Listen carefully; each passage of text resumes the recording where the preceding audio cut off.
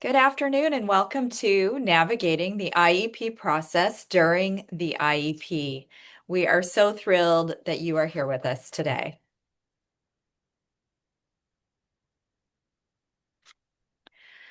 I'd like to introduce the amazing partners that have put this series together today for you. We have a number of wonderful specialists from our Region 8. Region 8, as you can see by this arrow, consists of San Luis Obispo, SELPA, Santa Barbara, SELPA, Kern County, SELPA, and Ventura, SELPA. All of our SELPAs have dedicated their time and energy into dispute resolution. We thank them for their amazing expertise.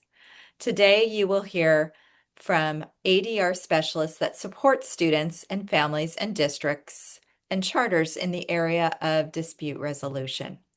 My name is Jennifer Connolly. I am the coordinator of Santa Barbara County SELPA, which is composed of 25 school districts in Santa Barbara County, 10,186 students on active IEPs. With me is my fabulous colleague, Melissa Wood. Melissa, would you like to introduce yourself? Sure. Hello, everybody. My name is Melissa Wood, and I have the privilege of serving as the Director of Special Education Programs for the Panama Buena Vista Union School District in Bakersfield, California. We are a single district SELPA. We serve roughly 20,000 students, and we have 26 campuses. Thank you, Melissa. It's been wonderful being your partner. You too. Thank you. We look forward to your participation in this professional development series. We have until about 10:30 today, and we welcome questions at the end of this event.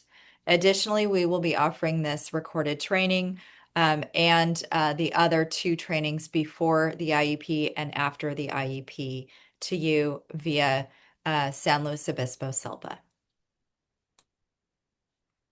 There are two amazing resources that we have here that we'd like to share. You will see they are linked in your presentation. Pathways to Partnership. Pathways to Partnership is a wonderful organization that supports dispute resolution. And we are so grateful for their amazing conferences and the amazing resources that they provide. Additionally, we have high quality IEPs. Again, another link there to resources. This resource is an amazing plethora of all sorts of things related to the IEP and support of parents and staff in the process. So please take a look at those resources, and we thank both of these amazing organizations. Melissa. Thank you. So our goal today is simple. We want to build stronger, more collaborative IEP processes that help lead to better outcomes for students and fewer headaches for everyone else. We know that when IEP meetings are intentional, clear, and inclusive, the need for formal dispute resolution decreases. It's not just about compliance, it's about connection. So to get us there, we'll walk through several foundational practices that make a difference before, during, and after the meeting. You may be doing a lot of what we will discuss throughout this training. Keep in mind that a successful meeting takes planning and does not just magically happen. So we're going to talk about creating a positive meeting environment for both in-person and virtual settings, because whether you're sitting across the table or across the screen, the way we show up matters. Setting the right tone creates space for trust, safety, and shared problem solving. We're going to clarify the roles of IEP team members. And just know that everyone, teacher, admin, parent, advocate, they bring something unique to the table. So we need to understand each role to ensure that no one feels lost, overstepped, or overlooked. We're also going to talk about designing a collaborative agenda. An agenda, we want to see it as not just a list, it's our map, one that should be built with the team, not for the team. And it's to guide meaningful and productive conversations. We'll touch on procedural safeguards and note-taking. They're not just legal formalities, they are our tools for transparency and accountability. We will, of course, address emotions and conflict during the meeting. It's probably the main reason why you're here. And IEP meetings can get heated. So when emotions run high, we don't necessarily want to avoid them. We want to learn how to respond with professionalism and care without losing sight of the student. We'll also dive into facilitated IEPs and ADR strategies. So we want to explore supports available when the team hits a wall. That's structured facilitation, neutral voices, and proactive ADR options that keep relationships intact and progress the meeting forward. And then we're going to discuss closing the meeting with care because a strong finish matters. Summarizing agreements, clarifying next steps, and ensuring everyone walks away with the same understanding can prevent days or weeks of confusion and frustration. And then lastly, we'll have some resources to support your own ongoing practice because culture change isn't a one and done. We share tools and supports to keep this work alive in your schools, classrooms, and parent network. So we want to use today to strengthen how we partner, how we communicate, and how we resolve. So every IEP meeting becomes a stepping stone and not a stumbling block for the students we serve. So before we get into paperwork, protocols, or even placement discussions, let's talk about something just as important, and that's the environment we create in the room. So whether we're seated around a conference table or logging in from a Chromebook in the back office, the tone that we set shapes the meeting before anyone says a word. Body language, eye contact, how we greet families, how we manage silence or frustration, it all sends a message. And that message can either build trust or build walls. So both in in-person and virtual settings, families are walking into a process that can feel very intimidating, emotional, and high stakes. Our job is to create a space where people feel safe to speak honestly, ask questions, and work through differences. A space where problem solving isn't just possible, it's the expectation. So in this next section, we'll explore how we set that tone, from the logistics of the meeting space to our communication styles, to the small but powerful ways we show families and each other that this is a team effort and not a battle zone. And so a positive meeting environment doesn't happen by accident. It's something we intentionally design, and all of the details matter. So when we start with the space itself, we want the location to be accessible for all team members, including family members with mobility needs, and it should be as distraction-free and confidential as possible. A noisy hallway or a room where people are constantly popping in and out sends the wrong message. The environment should say, this meeting matters, and you have our full attention. Next, let's think about the seating arrangements. Where people sit can also affect how safe or included they feel. Parents should be seated where they can clearly see and engage with the team, not stuck in a corner, across the room, or behind a desk. And interpreters need to be seated in a way that facilitates clear communication, usually just beside the parent. And staff should avoid clumping together in a way that feels intimidating. This is a team meeting, not a tribunal. And materials matter too. Simple touches like having an agenda printed and ready, providing copies of the IEP and any relevant reports, making tissues available, that's a pretty big one, and even using chart paper to visually track discussion points are signs of preparation and respect. We want to make sure that we have everything that we might need for the meeting. Another overlooked yet powerful strategy is a greeter or welcome protocol. Whether it's a program specialist, site admin, or designated team member, having someone greet the family and introduce team members can really help lower anxiety and help build rapport. And with that, we want to think about how we're entering the room. It may sound like a small thing, but when staff walk in together, stand and greet the family and begin the meeting as a unified front, it sends a clear message that we're here for your child, we're prepared, and we are working together.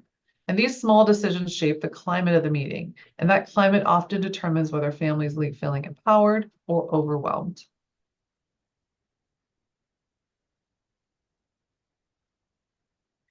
Beyond the physical setup, creating a positive meeting environment also means practicing hospitality. Hospitality is the intentional act of making others feel welcome, safe, and valued. In IEP meetings, this means showing warmth, listening before responding, and treating families as partners and not visitors. Greet them with kindness, create a space for their emotions, because they may have a lot, and ensuring the tone is collaborative, not clinical. Families may not remember every service code, but they're going to remember how you made them feel. And that feeling really sets a tone for your partnership. And sometimes it's that small, thoughtful touches that make the biggest impact. Offering water and snacks isn't just about hydration. It's a simple way to signal we care that you're here. A pen at each seat says we're ready to engage, take notes. And making sure every participant has copies of the agenda, IEP, and any reports reinforces transparency and shared ownership of the process. We want to make sure that we have Kleenex on the table. I said it before. It's a really good way to help prepare so that your parents feel like you've thought of everything. Providing parental rights and safeguards up front respects the family's legal role and promotes trust from the very beginning. And another really personal touch is to ask the parent to bring in a photo of their child to place on the table. It centers that conversation. It reminds everyone, especially when the dialogue gets hard and the paperwork gets dense, why we're really there. It's not logistics. These are signals for the family to ensure that they're partners, and it sets a tone for a meeting that's not just productive, but compassionate. And once the physical space is ready, there's still one more layer to create a positive meeting environment, and that's the emotional climate. Before jumping into the agenda, consider opening the meeting with a short grounding activity to center the team and shift everyone to a collaborative mindset. Start with a moment of appreciation. Invite team members to share something they value about the student or about a colleague at the table. This instantly brings humanity into the room and reminds us that we're all on the same page. You might also try goal setting. Ask each team member to name one thing they hope to achieve during the meeting. It creates clarity and shared purpose before a discussion even begins. Or maybe it's just a simple check in, one word or phrase that captures how each person is feeling as the meeting starts.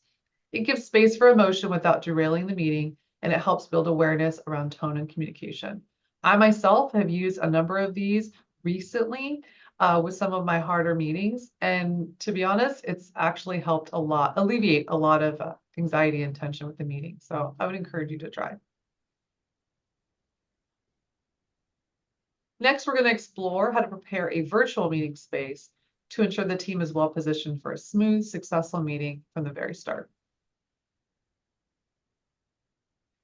So creating a positive virtual meeting environment takes just as much intentionality as the one-on-one person meeting does, and in some ways even more. It starts with a tech check. Confirm that the audio and video are working and that any interpreters have full access and know how to use the platform's tools. For example, I'm very familiar with Zoom, but have me do the same thing on a Teams meeting and I'm going to stumble. I'm going to need time to do a tech check if you're asking me to do it on Teams. Be sure to log in early to ensure a smooth start that helps set that tone of preparedness and respect. Encourage cameras on whenever possible. Seeing faces helps build connection. It really makes the team feel more like a team. Setting clear Zoom norms is incredibly helpful, like using the hand raise function, muting when not speaking, and identifying oneself before talking. It helps keep the meetings organized and inclusive. And especially if you're recording meetings, having this process will really save you time in the back end. Consider beginning with a welcome slide or branded background that includes the student's name, photo, or message of encouragement. It's just a simple but powerful way to personalize a space and signal that this meeting is about partnership, not just about paperwork. And so when we think about setting up the virtual space with care, we're really helping to make room for clarity, connection, and collaboration. And that's why we're here. In addition to the discussion we had on the previous slide, we've included a visual of some of the steps we've discussed to set up the online meeting space. And so we've also included a link to help with that as well. Again, these are things that we've talked about a little or touched on a little bit before, but join early, be aware of your surroundings, minimal distractions. Some other things is dress appropriately. Even though you're meeting virtually, you still want to show up in a professional manner. The other one, plan for an effective wrap up. What does that look like when you're on a Zoom call or a virtual call? Make sure you have a plan for that. Next, we will discuss the specific roles of each team member at the meeting and why their contribution is so important. As all of you know, each team member plays a unique and essential role in shaping a plan that truly supports the student. And so really this slide is really designed to help identify those areas in which they do that so that when you are sharing that information with the parent, it's really clear as to why you've invited the people that you've invited. So the general education teacher provides that critical insight into the student's participation in that gen ed setting, including classroom expectations, curriculum, rigor, and grade level standards. They collaborate on goal development and they help the team understand how proposed supports will function in a typical learning environment. In addition, their information in terms of how the general education environment operates is going to be critical when you're talking about that particular student's least restrictive environment. So their contribution is very important, no matter how much time they may spend with that student. The case manager serves as the meeting anchor. They gather the data, coordinate input, and draft the proposed IEP. Of course, they do a lot of this with collaboration, but they ensure that all the components are clearly outlined and ready for discussion. The administrator brings a lens of compliance, coordination, and resources. They ensure that the meeting follows legal guidelines, and that the team collaborates effectively, and the decisions are made with both appropriate and that they're implementable. Your related service providers, such as speech language pathologists, occupational therapists, or counselors, they're going to share updates on the student's progress in their service area and provide recommendations for goals or continued supports as needed.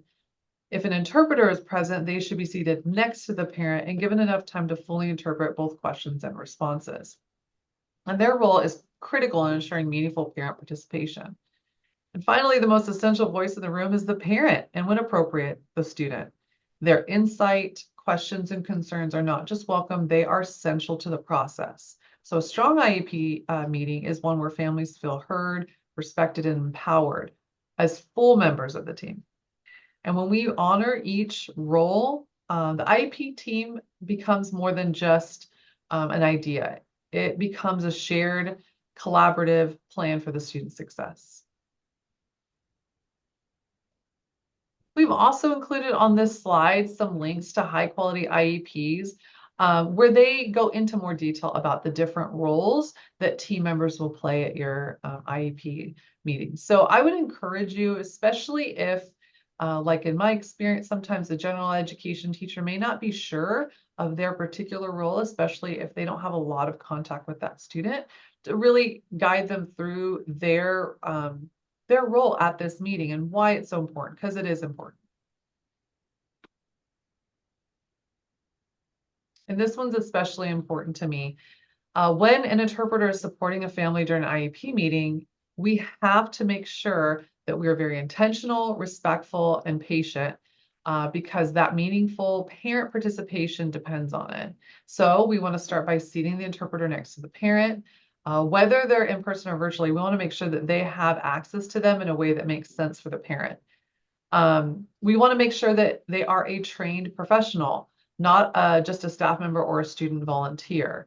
IEP meetings involve complex, sensitive information, and families deserve accurate interpretation from someone familiar with education and legal terminology. That's really important. And I sometimes get questions of maybe the little brother can translate. We want to make sure we stay away from that. We also want to make sure that during the meeting, we pause and allow time for both the interpreter to interpret and the parent's response. This is going to slow the pace, but it's going to increase the clarity and trust for the parent. We also, during that time, want to limit side conversations while this interpretation is happening.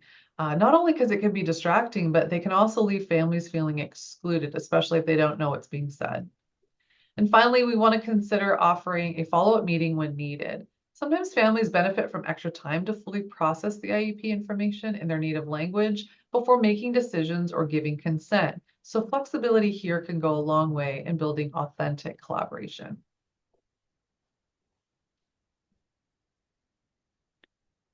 Thinking about procedural safeguards is so important to review before the meeting starts with families. Many parents get multiple copies of the procedural safeguards before every IEP and are unaware of what's actually in that document. It's really encouraged to send the procedural safeguards to the parent before the IEP meeting And then, of course, to review highlights of those procedural safeguards to the parent before the start of the meeting. So, what is in the procedural safeguards and why is this document so important?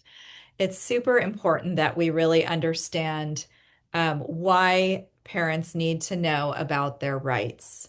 Parents play an active role in the planning and education of their student, and these procedural safeguards highlight that role. Parents also need to know what to ask for. They need to know that there's also resources in that guide that they can look into if they need more support. So, thinking about this actual guide, it shows a lot of important detail on the following highlights on this slide: dispute resolution, the ADR process, the mediation due process. And it also highlights how can parents ask for records or another copy of their IEP. What does giving consent mean? Do they have to give consent or could they give partial consent? And then it also talks about what if they don't give consent, what happens next? And so, really understanding the special education process is summed up in many of our SELPA's procedural safeguards. It also highlights timelines for annuals, for triennials, and assessments every 3 years. So below you will see a link to some tips created by our San Luis Obispo SELPA in regards to how to share this information with our families. A collaborative agenda. In day one, we talked about creating an agenda. Agendas are so important in keeping the meeting on track. It also helps all team members know what is happening during the meeting and what will be discussed. So, really having an actual paper agenda or the agenda put on a screen for all to see is very, very important as it shares a positive meeting structure, what Melissa shared in the environment that we are creating. Agendas also show who will be speaking with which agenda item, and then the timeline for each agenda. We all know we have appointments after work, we have things we need to do, and we want to know the start and stop of the meeting, in particular, the stop of the meeting. So, that visual reminder of an agenda is so important because it really shares with all team members what is to be discussed. Communicating, collaborating, and preparing. So, thinking about this agenda, most agendas that we have seen, and you will see again a link at the bottom that gives an example of an agenda. Most agendas have a meeting purpose. Why is it important to um, call out the meeting purpose? We always know every meeting is focused on the student. And it's important to remember that throughout the meeting. I loved earlier that Melissa talked about bringing a picture of the student. It really makes the team center into why everyone is there. As I mentioned a minute ago, the start and stop time. We all know we have appointments, we have families, we have things to do after work. And having that stop time is so vital. I often share with my teams it's important to maybe set a timer on your phone for maybe a 15-minute pause to wrap up that meeting so that you're not rushing at the very end. And agreeing on that stop time can set all of your members at ease because everyone knows when the meeting will finish. I love to assign a team member that timer or say, "Hey, Melissa, will you put it on your phone?" So that we know when that stop time is. Because as you all know, you get into talking and you forget. You can understand too that oftentimes our meetings are long, 1 to 2 hours or longer. So if you know you're having a long meeting, it's a good idea to schedule two meetings up off the original, from the original start. So thinking if it's an assessment meeting, you have a meeting for the assessment review, and then you have a meeting for the actual plan. This alleviates a lot of pressure to get everything done in one meeting. And then it also allows for staff again to know that we're going to do this section of the agenda first and this section of the agenda next. Norms, I call them meeting promises to each other. And I like the word promises. It feels a little lighter than norms. And these promises are things that basically we say we are going to make sure our tone and our environment are friendly and that everyone gets a chance to speak. So it's important to think about these norms and maybe even create a chart on the wall that hosts the norms so that people can see it throughout the meeting.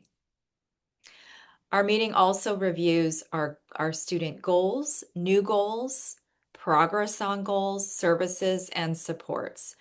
So we all know that this is a time where we are hoping to bring in maybe some work samples, maybe some examples or service logs showing student growth.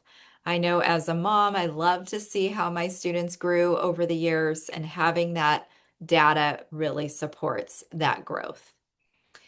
Uh, Looking at the parent area, when we think about our families, the IEP process is very overwhelming. You have a table full of people, and you have a lot of people sharing a lot of detailed information. Sometimes that information is very wordy, very acronym heavy, and very not understandable to a family. So, really, throughout the meeting, thinking about asking the family, do you have a question on this portion of the meeting? Do you have any concerns or worries? Is there anything you would like to input to that meeting? And I like to ask this question and these concerns and this input throughout the meeting, not just one time, but in the beginning of the meeting, during the meeting, and then after the meeting as well. And then, of course, you're going to note all of those questions and concerns in your notes page of your IEP. So overall, recapping this slide, it's really important that there has been, as we shared in day one, a contribution to this agenda. It's been shared in advance, and people are aware of what is to come for the meeting. Some last quick points to this meeting agenda.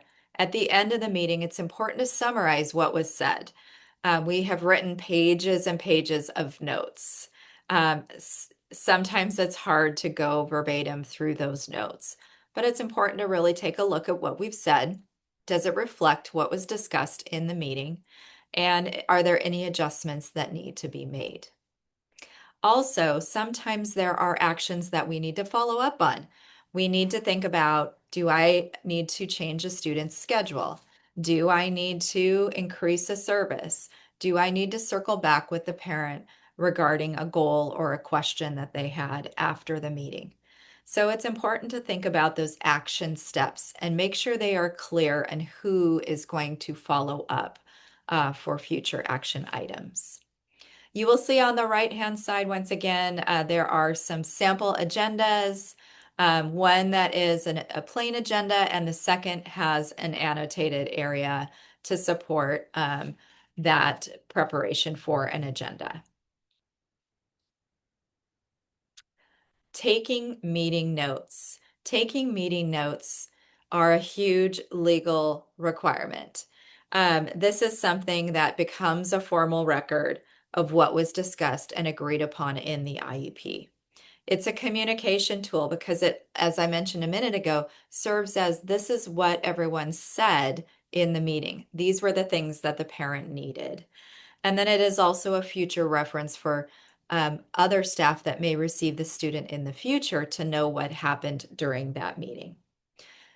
For meeting notes, it's important to use clear and concise language.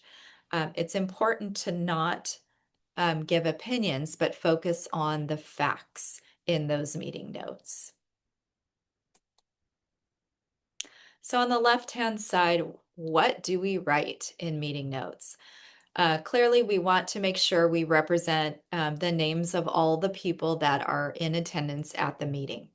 We want to put their name and their role down on the notes. If there were any excusals, meaning if a staff member could not attend, we want to make sure we have that information in the notes. And then also we want to make sure we've given the parent prior approval for that excusal. Parents can say, no, I want them there.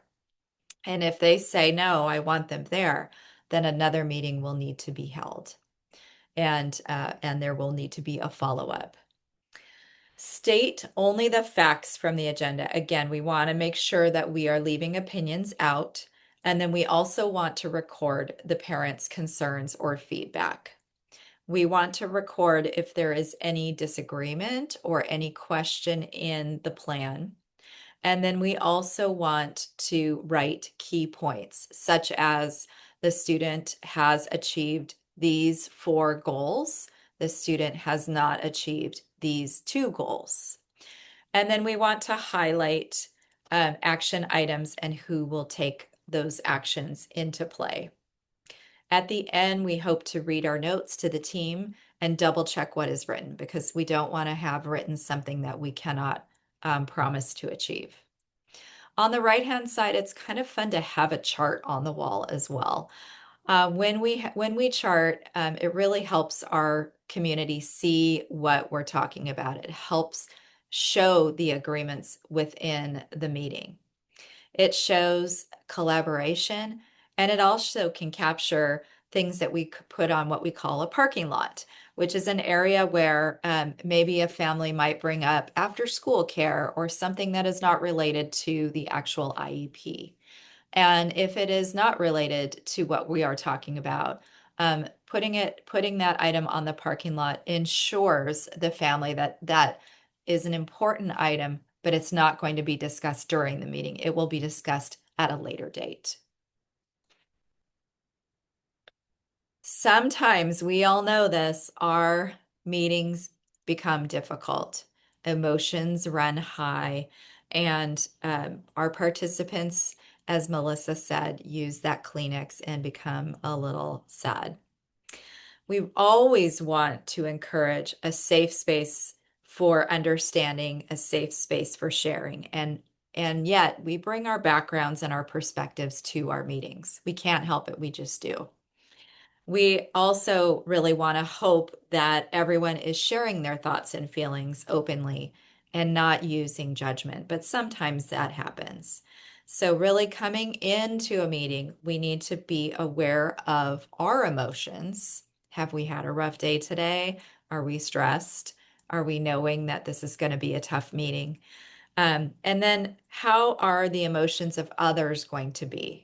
So we're really reflecting and thinking about everyone's emotions.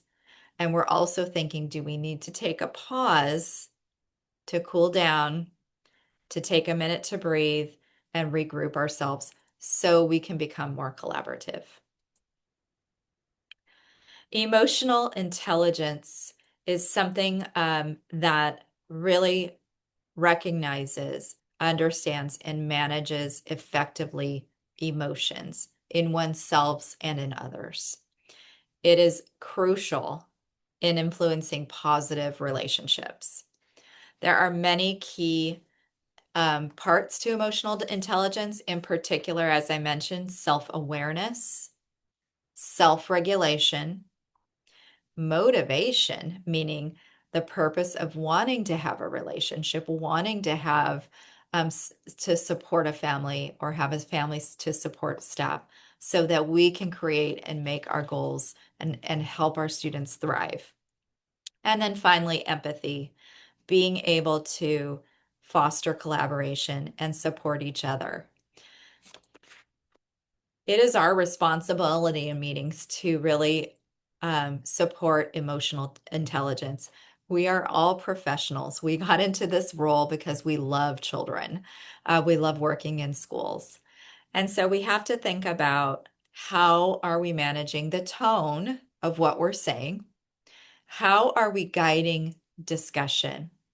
How are we keeping the meeting focused on the student and their best interests? How are we managing our own stress management? Are we speaking positively? Are we choosing our words? And then are we aware of all other team members' emotions, knowing that, oh gosh, we need to take a pause, we need to take a minute to take a breath and regroup if we need to. So, the importance of emotional intelligence is really thinking about listening and observation. If you make listening and observation your occupation, you will gain so much more than you do by talking. So, thinking about listening with empathy, listening to understand, building connections, and listening with intention. Listening is an art form. In this Zoom, I'm sure you are thinking of all the other things you have to do today. And I see my friend Melissa smiling. And you're thinking, let's get this going. But honestly, listening with intention is so important because you really want to strengthen the trust within the relationship. And it also, in doing so, reduces misunderstandings. So, really thinking about what the person is saying and being on task and being supportive in a very reflective way is so important. Oftentimes, as we're listening, we bring our own storytelling into play.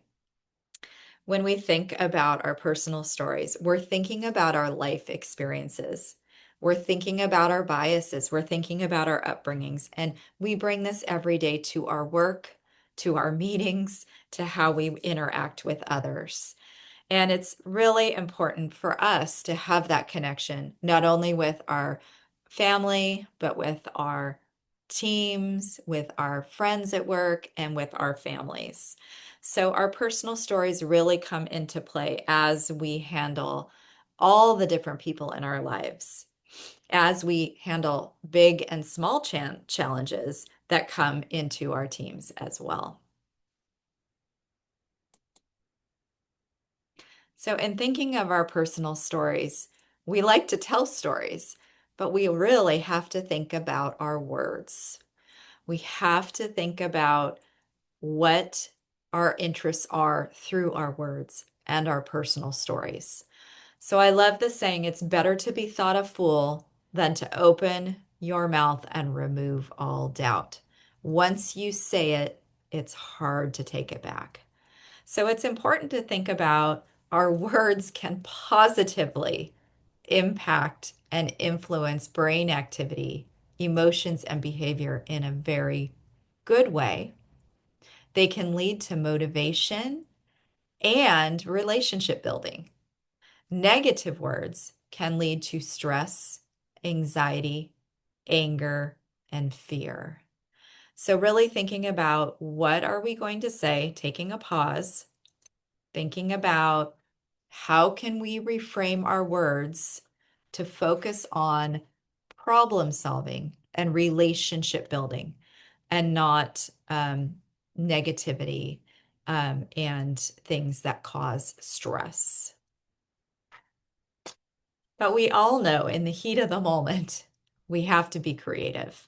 We have to think outside of the box. We have to think about what can we do. Sometimes we are stuck and we have to think about some creative ways to handle issues.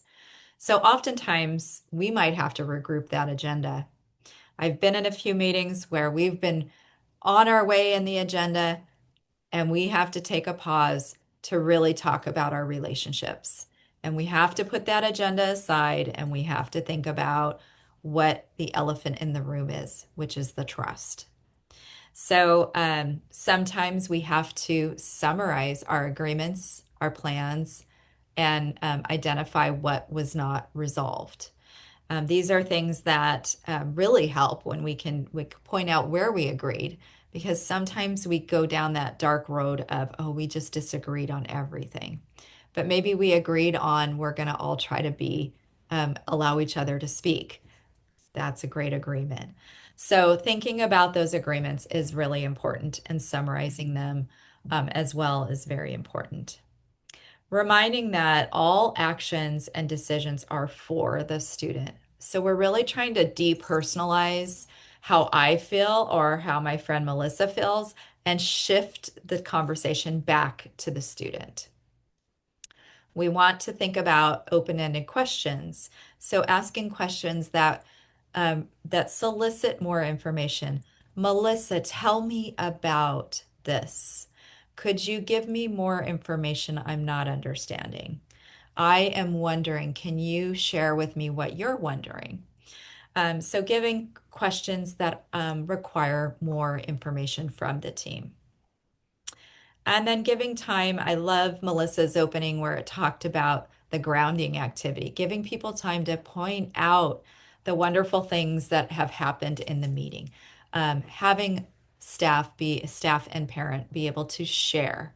I loved that this happened. I appreciate that this happened. Really supports, again, a collaborative approach. And then finally, considering a trial time. Sometimes we write these meetings and we know that we can't achieve what we're hoping to achieve right away because um, there are some staff members that are uncomfortable. So giving a chance to say, hey, let's try this for a month and then let's get back together and report out and see how it went. In doing that, it gives a little bit of a comfort level instead of having everything being so final. Melissa. Thank you, Jen. I really love all of the ideas on that last slide, thinking outside the box, especially that last bullet. I often will do a trial. Hey, let's try this and come back after 4 to 6 weeks. And that has been very helpful in a lot of situations. So those suggestions are really good ones. So even the most collaborative teams, though, can find themselves at a standstill. Uh, as you know, emotions run high, trust may waver, and despite everyone's best intentions, progress stalls. It's in these moments, not after escalation, but right at the point of friction, that we must lean into the supports designed to recenter the team, refocus the discussion, and reignite progress. So, in this section, we'll explore the tools available when the team hits a wall, because the goal isn't just resolution, it's about restoration. We have to restore those relationships. So, we're going to be focusing on communication, relationships, and most importantly, student-centered focus. So we're going to talk also a little bit about structured facilitation. And structured facilitation brings in a trained neutral facilitator, not to make decisions for the team, but to guide the conversation with fairness, clarity, and emotional safety. So they may be responsible for setting ground rules, managing flow, and they're going to help the team stick to the data and solutions rather than detours and disagreements. So they might be there to increase clarity around rules or timelines, create a safe space for all voices, and hopefully prevent further escalation or formal complaints by resolving those issues in real time. So it's just that sometimes the team needs a fresh set of ears, someone who can listen objectively, ask clarifying questions, and help reframe stuck points. This might be a program specialist, a SELPA representative, or even an administrator outside of the district line of authority. Their presence often helps de-escalate tension by reinforcing that no one is siding against the other, everyone is siding with the student. And so we will talk more about proactive ADR options. ADR doesn't just mean conflict resolution, it is conflict prevention. That's why I'm so passionate about ADR. It's about creating space for that early intervention before those concerns turn into complaints, before communication breaks down. And so just think about this, when the team hits the wall, it's not the end of the road, it's just a signal. We want to signal the team to slow down, bring in support, and move forward with intention. So as I described before, facilitated meetings provide a neutral facilitator, such as an ADR facilitator, to guide the team through a discussion process, ensuring that all participants can engage, they can share ideas, they can make progress resolutions, and they can really suggest ideas on how to address concerns, maybe on behalf of the student. So meetings can be the entire IEP team or a conference with specific team members and the parent. It just depends on the nature of the meeting and what the team needs to accomplish. And if you're utilizing an ADR facilitator, some of the things that they might be doing, they might be designing the meeting structure, coming up with meeting norms, or even helping create an agenda for that particular meeting. They are going to help manage time. That's something that Jen talked about before. Having someone to take time can be very effective. They're going to promote active participation from everyone. They're going to lay the ground rules and be very clear about the expectation for participation. They want to keep the conversation on topic. Part of the reason that they're there is that they're really helping bridge the concerns of the parent or the team back to solutions for the student. We need to stay on topic for that. They're going to work to resolve those conflicts, and they're going to help document the outcomes. The ultimate goal is to create a productive, inclusive, and collaborative environment. So we need to build positive relationships on behalf of the student. And if you're at an impasse, one way to do that is to bring in a neutral facilitator.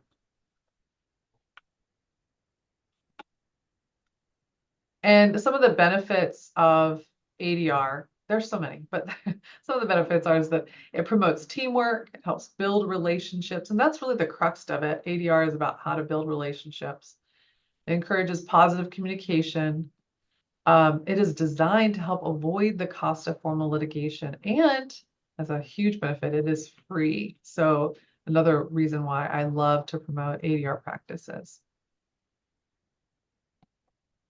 And after you've gone through all the preparation, not just in maybe the assessment or designing the IEP, but also being very intentional about the spaces in which you'll meet, you've addressed concerns, you've waded through the waters of emotionality from multiple team members, and you've addressed it. You still want to finish your meeting strong. All of that work can go to waste if we don't think about how we're going to end our meetings. And so we want to adjourn gracefully, even if we've not come to agreement, even if there have been heightened emotion, we still want to adjourn gracefully. We're still all humans and people, and the students' well-being is at the center of all of our concerns. We want to show gratitude and appreciation to all. No matter how my meetings end, I always tell my participants, I'm so glad that they were there and I appreciate the discussion. And I truly mean it. Their discussion, their passion is partly why I got into this role. So these things really matter. We want to make sure that we don't forget these things. Melissa, you told me a story once, just to interject, on walking a parent out to the parking lot. I've Um, actually done that a few times, but yes, I I try to make a point of walking parents out to the parking or walking them out. Sometimes when we finish, depending on how the meeting goes, your team may want to chat after, and the parent may feel awkward standing there and not sure how to exit. So I always walk with parents, and sometimes I get a lot of really good responses from parent or just insight, and it usually helps solidify my relationship with that person. And I hopefully it helps them see me as a person because it often helps me see them as a person. So it's something that I would encourage. That little piece also helps parents not have to figure out how to awkwardly exit the meeting. And it's really incredibly helpful. I love that example. Well, we have provided some resources. As we discussed at the beginning, we utilized a lot of the high quality IEP resources as well as the pathways to partnerships. We encourage all of you to check out their websites and the resources that they have. It's really my go-to for kind of figuring out if I need a different kind of resource to utilize for a meeting or just getting some better ideas. I'm constantly on these two websites, so I encourage all of you to check these out. And that is the end of our presentation for you today. We do have a third installation of our series called Navigating the IEP Process, What Happens After the Meeting. And so that is scheduled to be presented on October 14th at 9 a.m. And there will also be a recording of that presentation as well. With that, I want to say thank you, Melissa, for such a Yeah. wonderful event and being my partner. And we wish you all a wonderful day. Take care. Bye, guys.